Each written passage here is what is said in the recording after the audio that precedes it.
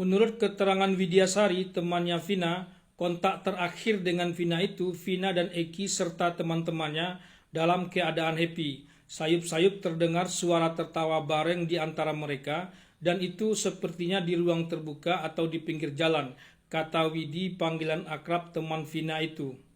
Widi sempat mengingatkan Vina agar cepat pulang karena malam makin larut. Ia agak kesal juga kalau hanya sekedar diminta menunggu orang yang pulang pacaran di rumahnya. Udah numpang tidur nyuruh orang begadang pula, kira-kira begitulah. Beberapa saat kemudian muncul lagi telepon dari Vina dan Widi karena masih kesal tak mau mengangkat telepon Vina itu. Sampai 3 kali Vina menelpon, tapi Widi tetap saja tak mau mengangkat. Ternyata itulah kontak terakhir Vina kepada Widi. Setelah itu tak ada lagi kontak hingga Mega yang juga berada di rumah Widi berinisiatif meng-SMS singkat Vina. Dek.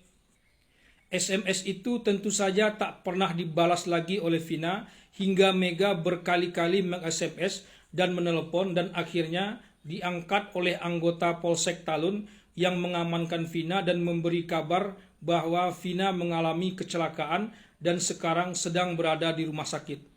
Widi dan Mega tengah malam itu juga bergegas ke rumah sakit. Cerita selanjutnya kita semua sudah tahu. Dokter dan polisi malam itu kira-kira menyimpulkan sebab kematian Eki dan Vina adalah kecelakaan tunggal. 3 atau 4 hari tak ada perdebatan soal itu. Jasad kedua korban dimakamkan secara wajar. Setelah itulah baru muncul laporan polisi langsung dari ayah Eki, yakni Rudiana. Laporan polisi ini tentang kecelakaan seperti dihimpit lagi dengan laporan polisi lainnya bahwa sudah terjadi pembunuhan. Pelakunya langsung ditangkap dan hari itu juga dijebloskan ke dalam penjara.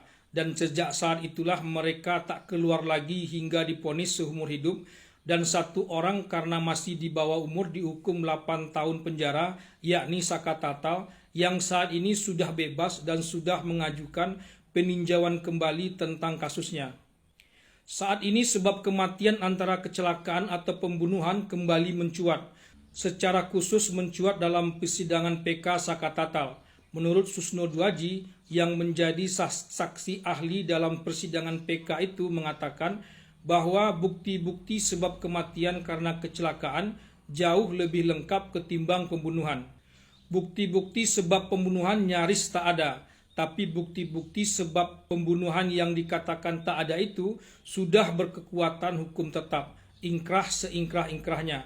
Tentu tak akan mudah membalikkan atau mengubah sebab kematian tersebut. Tapi dugaan sudah terjadinya peradilan sesat semakin kuat. Pangkal balanya tentunya dari laporan polisi yang kedua kali dibuat oleh ayah Eki, Rudiana itu. Rudiana menjadi sasaran tembak. Sempat diperiksa Irwasum, Propam, dan Bareskrim, tapi dinyatakan bersih. Tak ada pelanggaran apapun. Rudiana aman dan merasa dibela dan dilindungi. Mau seorang menuduhnya melakukan pelanggaran, tapi kalau institusinya mengatakan tidak, ya tidak, bisa duduk manis dia.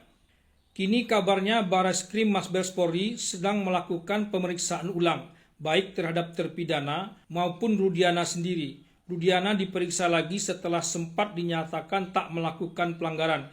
Ibarat masakan sudah hambar, bahkan basi. Rudiana pun sudah berani tampil bahwa dia tidak melakukan apapun terhadap tuduhan yang dialamatkan kepada dirinya. Entah bagaimana hasil pemeriksaan Bareskrim kali ini. Apakah Rudiana tetap tak melanggar atau bagaimana? Apakah hanya kecelakaan tunggal atau benar ada pembunuhan? Kalau kecelakaan tunggal, maka otomatis kasus ini bisa ditutup dan semua terpidana dilepaskan dan nama baiknya dikembalikan. Kalau benar ada pembunuhan, siapa pelaku yang sebenarnya? Sebab berat dugaan para terpidana saat ini bukanlah pelaku yang sebenarnya. Kalau kembali lagi ke cerita Widi di atas, peluang dibunuhnya Vina dan Eki itu di saat keduanya lagi happy bareng teman-temannya itu, di ruang terbuka, di pinggir jalan, sesuai keterangan Widi di atas. Bukankah tidak jarang suasana happy di antara anak-anak muda berubah menjadi petaka? Apalagi Eki adalah anggota geng motor, bukan mustahil terjadi sesuatu di antara anggota geng motor yang lagi happy-happy itu. Karena itu, seperti dikatakan ahli forensik Reza Indragiri, HP Vina dan Eki adalah petunjuk yang penting untuk mencari tahu sebab kematian Vina dan Eki yang sebenarnya. Kabarnya, Bareskrim Polri sudah mengantongi riwayat percakapan via HP korban dan lainnya pada masanya itu. Semoga saja kasus ini semakin terang benderang dengan keseriusan Kapolri mengusut tuntas kasus ini.